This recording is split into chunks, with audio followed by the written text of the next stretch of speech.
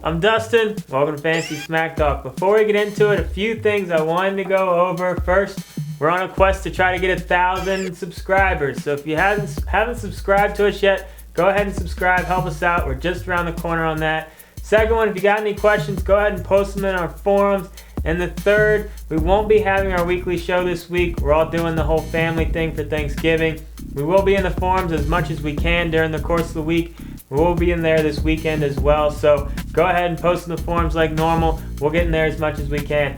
Now, ton of must-adds this week. There's been a few injuries, a few guys breaking out. Let's start with the must-adds in all leagues. We'll start with the running backs. First one, Kevin Smith.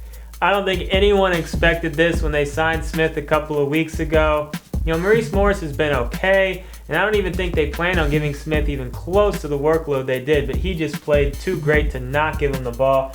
Only owned about 15% of leagues. Absolute must-add. Might get a couple more starts with Best being out. He's going to get the start against the Packers this week. That could be a high-scoring game. Look for Smith to get involved in the passing game as they try to keep pace with the Packers. Next, Toby Gerhart, AP. He initially when he got hurt, he initially said he was going to play Week 12, but now they're saying high ankle sprain, which probably means at least 2 weeks for AP. Gerhart, while he hasn't played that great this year, is going to get an opportunity to get a lot of carries. You got to own him if he's available. Next, 2 running backs I've talked a lot about. I'll talk about him again. Daniel Thomas, I think he's still going to be a big part of that offense. Obviously, he's still getting a lot of carries, not doing a lot with them, but I do like him moving forward. And Roy Halou. Shanahan, will you please just give this guy the ball? He's clearly your best running back. He's the only one that's been averaging over a yard per carry over the last 2 games. Give Halou the ball. He's still only owned in 50% of leagues, and like I've been saying, I think he'll be there when it counts the most. One other must-add running back is C.J. Spiller. It hasn't been officially announced what's going to happen with Fred Jackson this week, but he is banged up. C.J. Spiller might get the start if Jackson can't go. So I do like Spiller, just kind of a safety net add for all of you Fred Jackson owners. All right, few must-add receivers. First one, Crabtree. 4 of his last 5 games, he's had 50 or more yards. He's got a decent schedule down the stretch. We know this guy has a big upside. Alex Smith in that offense has been playing really great. Crabtree, I think he might finally be living up to what he was supposed to be all along. Next, Santana Moss, still battling back from that injury, but it looks like he's a week or 2 away. I doubt he'll play Week 12, but I think he will be back Week 13, just in time for the fantasy playoffs. Take a look at his fantasy schedule. Pretty good matchups for Santana Moss. I like him as an ad. And next, Torrey Smith. This rookie out in Baltimore has really played great. Still only owned in 60% of leagues. The whole thing with Lee Evans coming back from an injury at some point has always been kind of looming over his head, but I really don't see how they can take this job away from him the way he's played. Look for Torrey Smith to continue to be consistently involved in this offense. All right, let's talk about some guys to add in deeper leagues. First one, Dexter McCluster.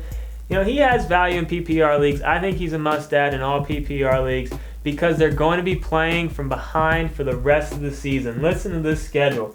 Pittsburgh, Chicago, Jets, Green Bay, and Oakland. McCluster does get involved in the passing game when they play from behind. I think he's a lock for about 10 points a game with blow-up potential in PPR leagues. That's why I like him as an ad. All right, a couple of pick-up-and-play defenses for you. First one is Atlanta. They're at home, and they got Minnesota, and Minnesota's going to be without AP. Couple of stats for you.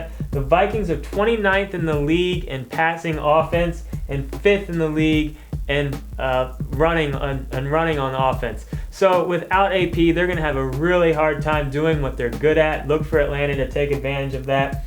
And then my other pick-up-and-play defense is Cincinnati going up against Cleveland. Cleveland's averaging less than 14 points per game. Cincinnati's defense has been pretty stingy. They did lose, Hall, which is going to be, a big loss for them. But I still think they're going to be able to hold the Browns to a low point total. One pick-up-and-play, or one individual defensive player I like is Von Miller.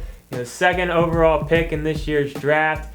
Playing great as of late. 4 sacks in the last 3 games, and he's been racking up some tackles. I really like Von Miller as an IDP play from here on out.